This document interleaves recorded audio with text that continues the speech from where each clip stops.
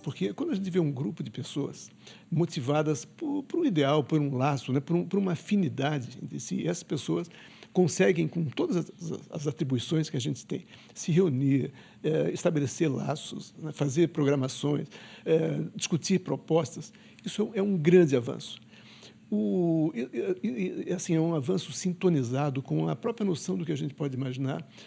No fundo, o que nos faz feliz? Né? O que nós queremos na vida?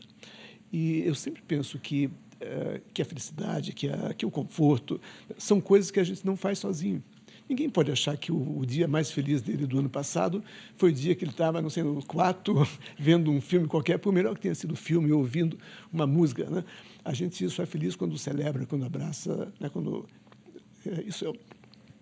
Então, essas oportunidades de convívios, de trocas, de crescer juntos, de fazer projetos juntos, acho que é muito importante para todos, sobre todos os aspectos. Por os resultados efetivos, para identificar esse grupo de pessoas que se entendem como descendentes dos italianos, que se colocam, que prezam por têm um amor próprio em função disso.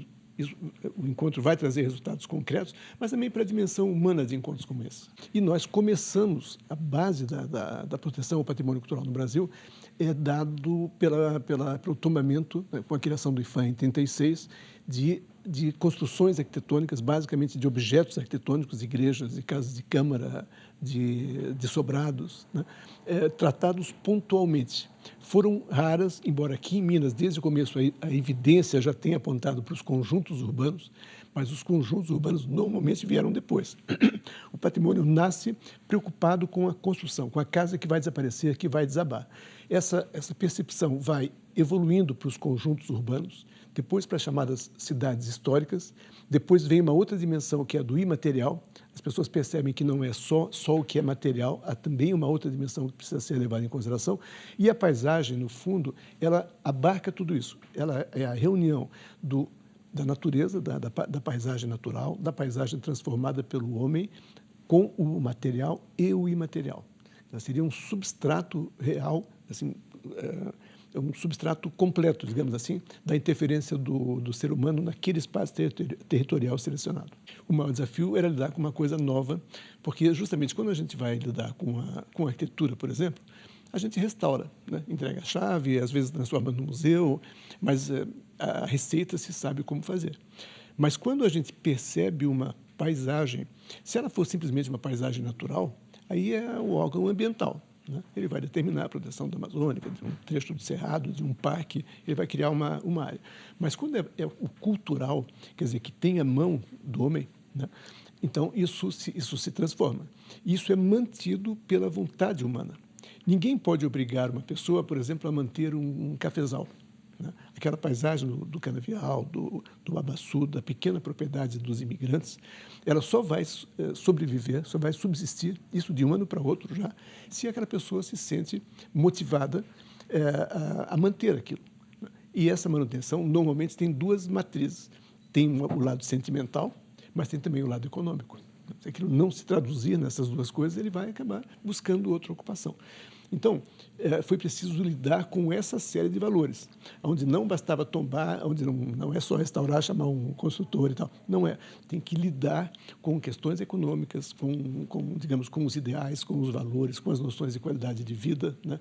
É uma maneira bem diversa, mais complexa, digamos, né? Mais interativa de lidar com a ideia do patrimônio cultural. Os ganhos são, eu diria que são mais completos, porque eles podem se traduzir como é que eu poderia dizer? Na verdade, as paisagens são os nossos cenários de vida. Né? A casa já é isso, a cidade é um pouco, mas quando a gente pega a dimensão da paisagem, a gente está lidando com o palco, com o cenário da nossa existência. Então, quando isso se consegue êxito, quando as pessoas começam a perceber, sabe? Por exemplo, e essa questão da paisagem, ela tem muito de transferir valor ou de reconhecer um valor. A gente discutia, por exemplo, a questão da paisagem em Brasília. E tinha um colega que dizia assim, ele desenvolveu a ideia de que o céu de Brasília deveria ser considerado paisagem cultural. E eu fiquei meio assim na primeira vez, mas depois alguém mostrou, até aqui o Lúcio Costa disse que o céu de Brasília é o que o mar é para o Rio de Janeiro. Né?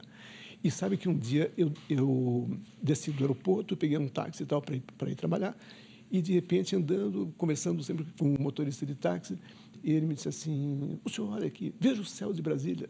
Isso aqui é uma maneira, eu acordo de manhã já vendo isso, o pôr de sol não tem. Aquilo era um valor. Então, se a gente diz assim, isso é paisagem cultural, nós estamos reconhecendo a dimensão do sentimento dele perante aquilo, né?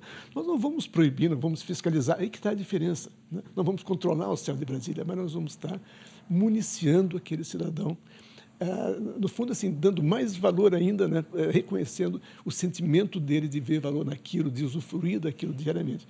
Infelizmente, esse não é o caminho que a nossa política atualmente está trilhando, digamos assim. Mas eu acredito que é tão da evidência das coisas que essa dimensão é importante, que mais cedo ou mais tarde a gente vai voltar para o que acho que é o caminho certo.